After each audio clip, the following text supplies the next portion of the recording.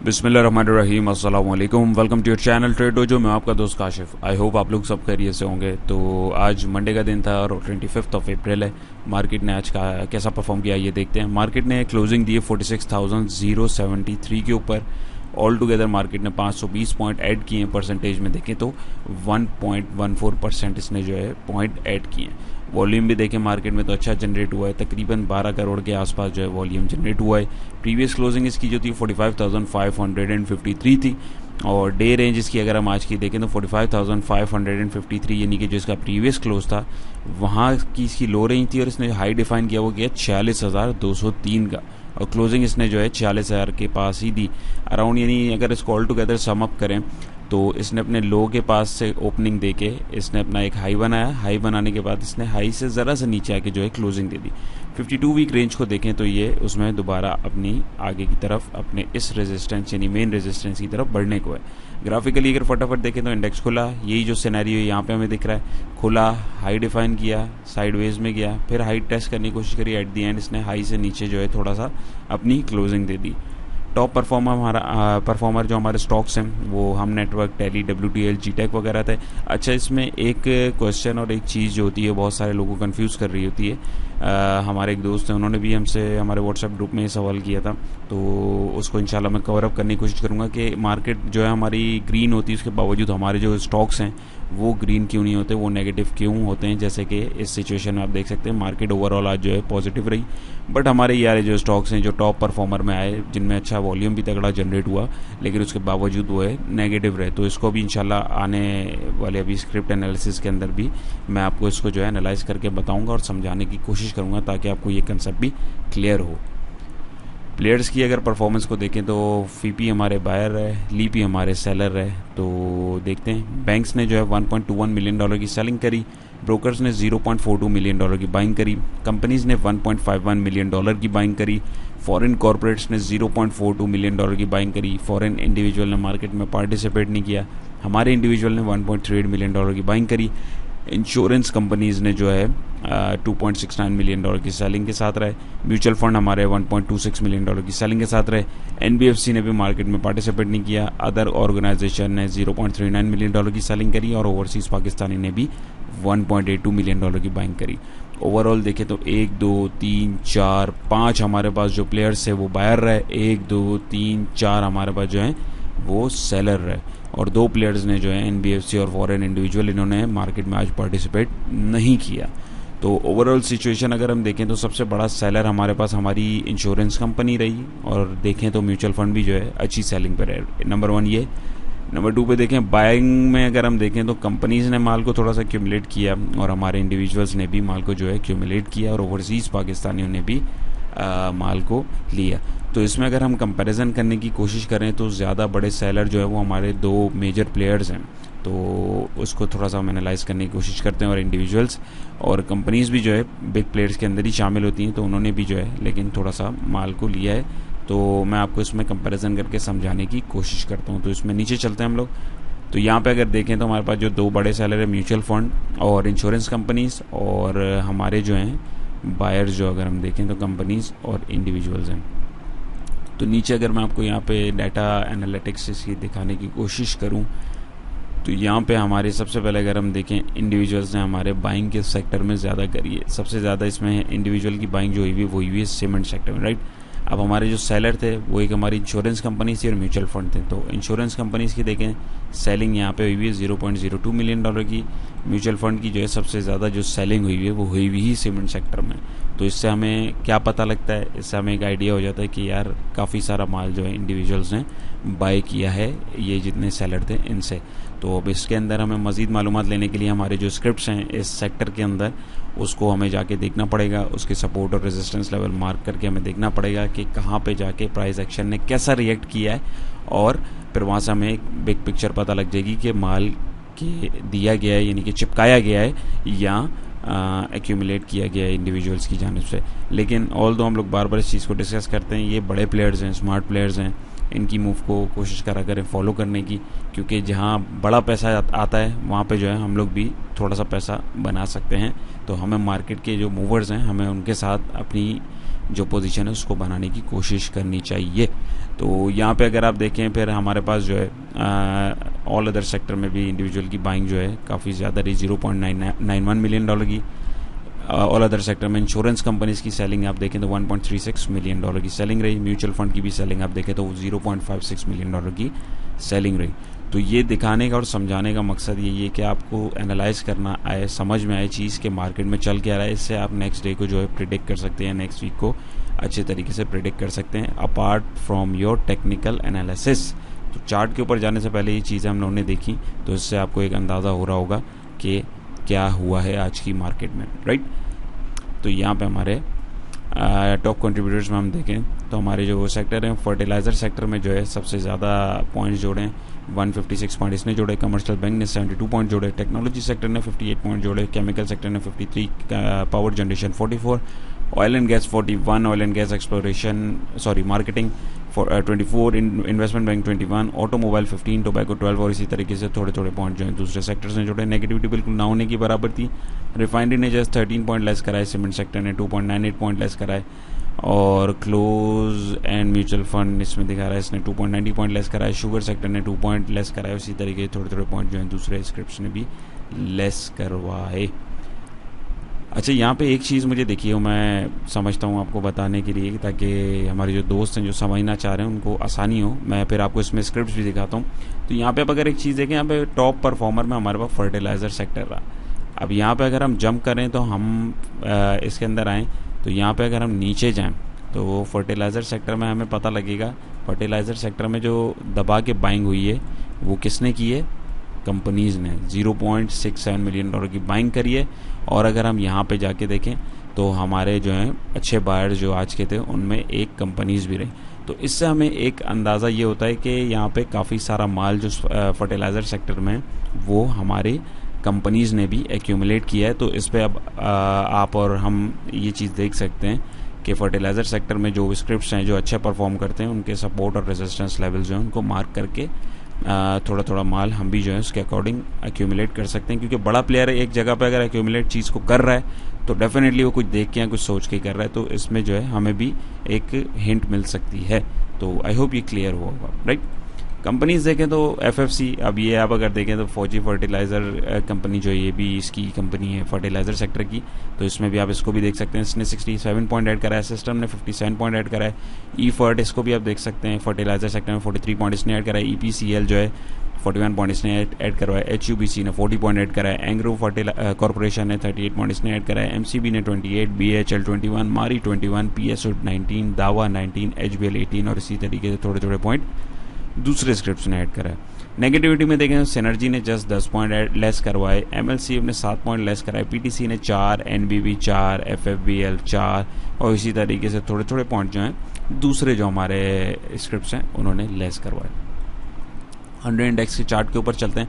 तो जैसे कि हमने लास्ट वीडियोस में भी डिस्कस किया था कि इंडेक्स जो है इस ट्रेंड लाइन को इसने जो है सपोर्ट को इसको टेस्ट किया है और टेस्ट करके ज़ाहिर अब ये इसके अंदर आया था। तो यहाँ पे हमारे पास जो इमीडिएट एक सपोर्ट आ रही थी वो हमने लेवल मार्क किया हुआ था। लेकिन आज की अगर हम बाइंग सेलिंग देखें तो उसमें कंपनी से भी साथ दिया, इंडिविजुअल ने भी लिया है। तो उससे हमें एक बिग पिक्चर दिए, एक अंदाज़ा लगाने में हमें आसानी हो सकती है। एक तो वॉल्यूम बड़ा अच्छा आया, एवरेज वॉल्यूम के बिल्कुल आसपास आया। दूसरा ये कि इसने जो रेजिस्टेंस इसका जो था 45,888 का इसके ऊपर क्लोजिंग दी। इसका मतलब इसने आज इसको जो है एज अ सपोर्ट डिफाइन कर लिया है अपनी कल के लिए, ठीक है। अब इसका जो नेक्स्ट टारगेट होगा इंडेक्स का वो होगा 46,617 का, क्योंकि इसको ये मल्टीपल टाइम यहाँ पे टेस्ट किया इसने और यहाँ से ये रिजेक्ट हुआ है। तो अभी ये भी पॉसिबिलिटी है कि यहाँ पे एक थोड़ा सा हाई लगा है, ये यहाँ तक आए तकरीबन 46,000 के आसपास और ये दोबारा इस जोन के अंदर आ जाए और अपनी सपोर्ट को बनाने की कोशिश करे, जो हम लोगों ने देखी थी कि क्यों इतनी ये अहम सपोर्ट एक लेवल जो 45,000 के आसपास और 44,900 के आसपास का जो लेवल है ये जोन क्यों अहम है। तो हो सकता है ये इसको यहाँ पे एक दफ़ा हल्का सा यहाँ से नीचे आया, इसने एक बाउंस लिया, और नीचे, और यहाँ पे फिर जो है ये रिएक्ट करके वापसी यहाँ से ऊपर की तरफ चले, और फिर जब यहाँ से चले तो फिर ये इस रेजिस्टेंस को तोड़ता हुआ चले, क्योंकि स्टॉक हो या इंडेक्स हो वो कभी भी एक एंगल के अंदर बिल्कुल नहीं परफॉर्म करता, वो जिगजैग होके ही चलता है। तो हमें जो है अपने लेवल्स इसीलिए जो है डिफाइन करने होते हैं। तो अब नेक्स्ट रेजिस्टेंस जो हमारे पास आ रहा है वो 46,617 का इंडेक्स के लिए, 45,888 की इसकी जो है सपोर्ट है। इंडिकेटर्स को देखें तो RSI का मूव भी जो है ऊपर की तरफ है, और यहाँ पे अगर हम देखें तो यहाँ पे हमारे जो है एक जो ट्रेंड लंबा चलता हुआ आ रहा था वो थोड़ा वीक हो गया है, हिस्टोग्राम भी वीक हो गए। तो ये जो है चांसेस हैं कि कल या परसों जो है ये यहाँ से एक छोटा सा बाउंस लेके यहाँ से रिजेक्शन ले इसके नीचे से, और ये वापसी जो है इस सपोर्ट को यहाँ पे आके टेस्ट करे, ताकि फिर वो यहाँ पे फिर जो प्राइस एक्शन दे, फिर यहाँ से अगर ये ब्रेकआउट देता है तो फिर ये अपने इस रेजिस्टेंस को तोड़ने की तरफ वॉल्यूम के साथ बढ़ सकता है, राइट। यहाँ पे देखें तो बाय वॉल्यूम ऊपर की तरफ है, सेल वॉल्यूम नीचे की तरफ है। तो इंडेक्स की सिचुएशन आप ओवरऑल देखें तो वो यहाँ पे जो है एक रेंज के अंदर है। तो आई होप ये आपको जो है चीज़ क्लियर हुई होगी, राइट। तो जल्दी जल्दी जो है फॉरेक्स मार्केट के ऊपर जो हमारी फॉरेन मार्केट्स हैं उस पर भी नज़र मारते हैं, देन स्क्रिप्ट एनालिसिस की तरफ चलते हैं। और जो मैंने आपसे बात बल के कही थी पहले, मैं वो आपको दिखाने की कोशिश करता हूँ ताकि आपको जो है वो क्लियर भी हो जाए कि मार्केट जब अब जैसे पॉजिटिव बनी है तो हमारे स्क्रिप्ट जो है वो नेगेटिव क्यों रहे। अब यहाँ पे अगर आके सबसे पहले हम देखें हमारा नेगेटिव रहा वो टैली रहा। टैली हमारा क्यों नेगेटिव रहा ये मैं आपको दिखाने की कोशिश करता हूँ। ये टैली कार्ड मैंने खोला यहाँ पे, इसको मैं ज़रा बंद करता हूँ। यहाँ पे भी ये लाइंस को इग्नोर कीजिएगा प्लीज़। तो यहाँ पे अगर आप देखें तो टैली ने यहाँ से एक बहुत लंबी रैली बनाई है। अब इतनी लंबी अगर रैली इसने बनाई है, यहाँ से अगर आप देखें लगभग इसने 73% जो है इसने गेन दिया है, और यहाँ पे अगर आप देखें जस्ट 17% ये इसने जो है इसको रिट्रेस किया है। तो जब रैली बनती है तो ज़ाहिर है उसमें से फिर लोगों को वो छांटता भी है। एक ट्रेंड ऊपर का गया है तो ज़ाहिर है उसने नीचे भी आना है, करेक्शन भी लेनी है। तो इसी वजह से आप यहाँ पे देखें इसने जो है यहाँ पे एक नेगेटिव मूव दी है और वॉल्यूम भी तगड़ा यहाँ पे इसने दिया है। उसके बाद आप अगर इसका RSI वगैरह भी देखें, जो इंडिकेटर्स हैं वो भी हमें जो एक सिग्नल दे रहे हैं कि नीचे की तरफ आना है, क्योंकि ऊपर से होता हुआ आया है। यहाँ पे देखें इधर एक कितनी लंबी इसने रैली दिखाई, तो डेफिनेटली अब करेक्शन तो एक बनती है जिसकी वजह से वो फिर परफॉर्मेंस आती है, और ये वाले जो स्क्रिप्ट्स होते हैं हमारे जो हर वक्त चल रहे होते हैं वो नेगेटिव परफॉर्म कर रहे होते हैं। यही चीज़ अगर मैं आपको दिखाने की कोशिश करूँ WTL में, ये तो हमारे पेनी स्टॉक्स हैं, लेकिन यही चीज़ जो है यही फंडा इसके अंदर भी चलता है। इसको मैं अगर आपको दिखाऊँ लेवल्स वगैरह ये भी फिलहाल में हटाऊँ तो ये भी देखें यहाँ पे इसने यहाँ पे एक हाई डिफाइन किया, देन यहाँ पे नीचे आया। यहाँ पे देखें यहाँ पे इसने एक रैली बनवाई। इंडिकेटर्स जो लोग पढ़ना जानते हैं, जो टेक्निकल दोस्त जानते हैं, जो नहीं जानते उनको बता दूं, ब्लू लाइन का मतलब होता है अगर क्रॉसओवर जनरेट हो रहा है तो ये एक बाय सिग्नल है, रेड लाइन जो ऊपर आ रही होती है इसका मतलब होता है सेल सिग्नल होता है। तो यहाँ पे ये इसकी करेक्शन एक बनती है। यहाँ पे भी देखें तो ये थोड़ा सा इसी एंगल में, थोड़ा ये ऊपर है ये नीचे है, तो ये इस तरीके से जो है इस वजह से ये भी नीचे गया। उसके बाद अगर मैं आपको एक एग्जांपल जीटेक की भी अगर फटाफट दिखाने की कोशिश करूँ तो उसमें भी कुछ आपको ऐसी ही पिक्चर मिलेगी। जीटेक ये देखिए, यहाँ पे देखें ये इसने यहाँ से रैली बनाई 7 रुपये 20 पैसे से और 12 रुपये तक का हाई लगाया। तो अब ये इतनी लंबी जब इसने एक वो रैली ली है तो डेफिनेटली इसको करेक्शन भी लेनी है। इस तरह तो फिर यहाँ पे जितने लोग बैठे हैं वो निकलेंगे नहीं। टेक्निकली बेसिकली इसको इन लोगों को निकालना होता है, तो फिर उसके बाद फिर जो है एक नया ट्रेंड बनता है या ऊपर का या नीचे का, वो फिर एक अलहदा बहस है। लेकिन फिल वक्त मैं आपको ये समझाने की कोशिश कर रहा हूँ। RSI देखें नीचे की तरफ है, यहाँ पे देखें कितनी लंबी इसने राइड यहाँ पे दिलाई। हिस्टोग्राम भी वीक जनरेट हो रहे हैं। यहाँ पे भी देखें तो ट्रेंड जो ऊपर था वीक हो गया था। अब ये इससे जो है अगर आपको एक अंदाज़ा होगा कि आपके जो स्क्रिप्ट्स हैं उन्होंने नेगेटिव क्यों परफॉर्म किया, क्योंकि वो ऑलरेडी एक रैली लेके आ चुके हैं। और जो दूसरे स्क्रिप्ट्स अगर हम देखें जैसे हाई परफॉर्मेंस में हमारे पास रहे, एक सेकंड में अगर आपको वो भी दिखाने की कोशिश करूँ, जैसे अगर आप FFC वगैरह को देखें, यहाँ पे अगर मैं आपको दिखाने की कोशिश करूँ FFC को देखें तो यहाँ पे इसमें एक रैली जो है ऑलरेडी बनी हुई है। उसके अंदर हमें जो है अभी कोई नेगेटिव सिग्नल इस तरीके का नहीं मिल रहा। उसके अंदर थोड़ा सा पोटेंशियल है, ऑल दो ये ओवरबॉट रीजन में, लेकिन अभी इसमें नेगेटिव सिग्नल कोई नहीं आया। ये देखें ऊपर की ही तरफ है, यहाँ पे देखें ये भी अभी ऊपर की ही तरफ है। इसके अलावा अगर मैं आपको दिखाऊं सिस्टम SYS जो है आपका, इसमें भी अगर आप सिचुएशन देखें तो कुछ इसी टाइप की होनी चाहिए। यहाँ पे देखें अब ये क्या हुआ, ये बहुत ज़्यादा नेगेटिव हो गया हुआ था पहले, ठीक है। अब ये ज़ाहिर एक चीज़ जब बहुत नेगेटिव हो जाती है तो उसके अंदर ये देखें बहुत ज़्यादा ओवरसोल्ड हो गया था। अब इसके अंदर जो है एक फिर वॉल्यूम बनाना होता है। अब जो ये चीज़ अब आई होप ये समझ में आ रही होगी आपको कि जो अब ये देखें एकदम ओवरसोल्ड रीजन में आ गया। अब ज़ाहिर है इसको दोबारा ओवरबॉट तक ले जाना भी तो है, ऊपर भी तो जाएगा, नीचे ही थोड़ी रहेगा। तो ये बेसिकली हायरार्की होती है मार्केट की। जो स्क्रिप्ट्स जो हैं वो ऊपर चले जाते हैं तो फिर उनमें जो है प्रॉफिट बुकिंग हो जाती है और उनमें करेक्शन आ जाती है, और जो स्क्रिप्ट बिल्कुल मरे पड़े हुए होते हैं या साइडवेज में होते हैं उनमें फिर अकॉर्डिंग टू इंडिकेटर्स या प्राइस एक्शन के अकॉर्डिंग जो है उनमें फिर वॉल्यूम आना शुरू हो जाते हैं और रैली बनना शुरू हो जाती है। तो ये टेक्निकल्स जो है इसी वजह से इंडिकेटर्स हो गए, टेक्निकल्स हो गए, प्राइस एक्शन हो गए, इसको समझना ज़रूरी है। तो आप लोगों को भी मेरा सजेशन है आप लोग इसको सीखने की कोशिश करें। और मेरे ख्याल में आपको जो समझाया मैंने आज आप लोगों को जो है ये समझ में आया होगा और आपको एनालाइज करना अब आ जाएगा आहिस्ता आहिस्ता कि किस तरीके से ये अगर ऐसी सिचुएशन आ रही होती है कि मार्केट पॉजिटिव है स्क्रिप्ट नेगेटिव हैं तो वो क्यों हैं, और मार्केट नेगेटिव है और स्क्रिप्ट पॉजिटिव हैं तो वो क्यों हैं। तो ये सिचुएशन जो है इस सिनेरियोज़ में इन वजूहत की वजह से क्रिएट होती है। तो चलते हैं हमारे स्क्रिप्ट एनालिसिस की तरफ। I am sorry, script analysis बोल दिया मैंने गलती से, स्क्रिप्ट नहीं। हम लोग पहले ग्लोबल मार्केट को देख लें। अगर आप देखें तो ओवरऑल जो है पूरी दुनिया की भी मार्केट्स आप देखें तो वो नेगेटिव चल रही हैं। यूएस की मार्केट देख लें वो नेगेटिव है, बिटकॉइन देख लें, जर्मनी, चाइना, यूके वगैरह देखें तो ऑलमोस्ट सारी जो है नेगेटिव चल रही हैं। गोल्ड को देखें 1900 के ऊपर फिल वक्त जो है गोल्ड ट्रेड कर रहा है और 29 पॉइंट आज इसने लूज़ किए हैं, 1.55% इसने जो ओवरऑल किया है, लॉस किया है। कोल को देखें 327 के ऊपर ट्रेड कर रहा है, 2 पॉइंट इसने लेस किए हैं, 0.61% इसने ऑल टुगेदर जो है लूज़ किया है। क्रूड ऑयल को भी देख लें, ब्रेंट ऑयल को देखें ट्रेड कर रहा है अभी 100 के ऊपर, 5 पॉइंट इसने लेस किए हैं, 4.93% इसने जो है ओवरऑल लूज़ किए हैं। 97 के ऊपर अगर आप देखें तो WTI ऑयल हमारा ट्रेड कर रहा है तकरीबन 5 पॉइंट इसने 4.5 पॉइंट तोड़े, परसेंटेज में देखें तो 4.38% इसने जो है लॉस किया है। तो चलते हैं हमारे स्क्रिप्ट्स की तरफ। तो आज का हमारा जो स्क्रिप्ट है वो है NATF नेशनल फूड्स लिमिटेड। ये हमारे एक दोस्त हैं, उन्होंने कमेंट्स हमें मेंशन किए थे यूट्यूब के ऊपर हमारे, तो उनके बिहाफ पे मैं इसको बताने की कोशिश करूँगा। तो आप लोग भी इसको देखें तो आप लोग को भी समझ आएगा। तो इसमें अगर आप देखें यहाँ पे इसने सपोर्ट लेवल से उठा, रैली बनाई, यहाँ पे एक अपना हाई डिफाइन किया, यानी ये तकरीबन 138 से इसने 169 डिफाइन किया, वही चीज़ जो अभी मैंने आपको बताई थी। अब ये साइडवेज में नीचे की तरफ आया और थोड़ा सा इसने अपने आप को तकरीबन 29 या 28 मार्च से आप देखें अब तक ये साइडवेज के अंदर ऑलमोस्ट एक महीना हो चुका हुआ है। इंडिकेटर्स को देखें तो ये भी जो है नीचे की तरफ आ गए हुए हैं। थोड़ा इंडिकेटर्स को बेसिकली कूल डाउन करना होता है, इतने हाई पे चला गया था, नीचे आ गया, ये भी थोड़ा क्लटर्ड हुआ हुआ है।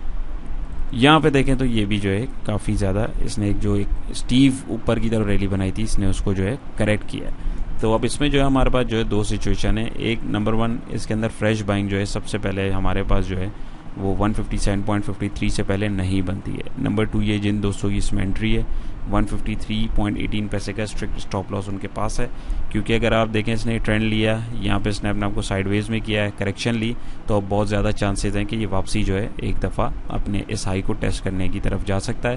तो ये टारगेट जो है इसका कल के लिए आप देखें तो पहला टारगेट 157 का है और स्टॉप लॉस देखें तो 153 का है। और ओवरऑल देखें तो इंडिकेटर ने यहाँ पे जो है एक सपोर्ट लाइन भी हमें डिफाइन करके दी हुई है और हमें एक पॉजिटिव जो है कॉल भी इसमें मिली हुई है।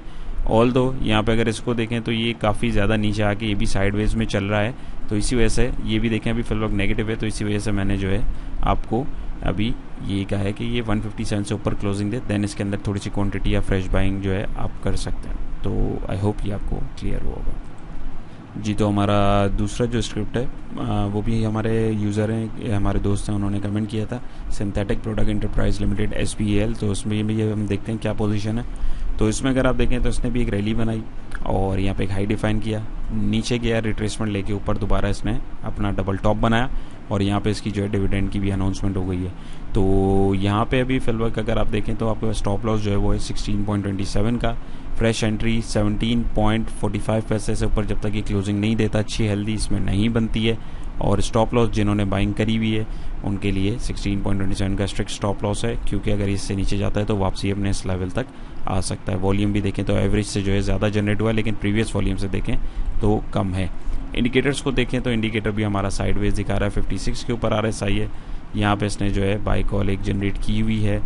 यहाँ पे देखें तो एक बाय कॉल ही है, लेकिन वो इतनी तगड़ी नहीं है। तो ओवरऑल इसके अंदर भी जो है कोई इतनी ख़ास पोजीशन नहीं है, लेकिन ये दो लेवल्स जो आपको स्टॉप लॉस और टारगेट जो आपको पता है, तो इसको आप देखें, मद्देनज़र रखते हुए ट्रेड करें। कोशिश करें कि जो वॉल्यूमेट्रिक स्क्रिप्ट्स होते हैं जिनमें ज़्यादा वॉल्यूम होता है उनके अंदर काम किया करें। ये भी अच्छे स्क्रिप्ट्स होते हैं, बट लेकिन हमें वॉल्यूम के साथ चलने की कोशिश करनी चाहिए ताकि हमें जो है ज़्यादा लिक्विडिटी भी मिल सके और हम उसके अंदर सेलिंग परचेजिंग करके अपनी ट्रेड्स इनिशिएट कर सकें। जी, तो हमारा आज का आखिरी स्क्रिप्ट है सिनर्जी को पीके लिमिटेड। तो इसमें देखें ये पुराने लेवल्स ही हैं हमारे, जो हमने पिछली वीडियोज़ में बताए थे। अल्हम्दुलिल्लाह सारे टारगेट इसने जो अचीव किए और वहाँ से जहाँ से पॉइंट्स बताए थे वहीं से इसने रेजिस्ट किया। तो अभी फिल वक्त इसके अंदर बाय कॉल बिल्कुल नहीं है। स्ट्रॉन्ग रेजिस्टेंस है इसका 6.89 पैसे का। जब तक इससे ऊपर क्लोजिंग देने में कामयाब नहीं होता इसमें बाइंग नहीं बनती है, नंबर 1। नंबर 2, ये जिन दोस्तों की इसमें बाइंग है उनके पास जो स्टॉप लॉस है वो 6.50 पैसे का होना चाहिए था, लेकिन अगर नहीं लिया तो 6.21 पैसे का इसका जो है नेक्स्ट स्टॉप लॉस है, क्योंकि इससे नीचे अगर गया तो फिर ये अपने नेक्स्ट टारगेट तक जाएगा। वॉल्यूम भी जो है एवरेज से कम है, बट वॉल्यूम ज़्यादा है और नेगेटिव वॉल्यूम है। RSI भी देखें तो नीचे की तरफ है। सेल कॉल ऑलरेडी इसमें भी जनरेट हुई है, हिस्टोग्राम भी तगड़े जनरेट हुए हैं और यहाँ पर भी जो है सेल कॉल जनरेट होने को है।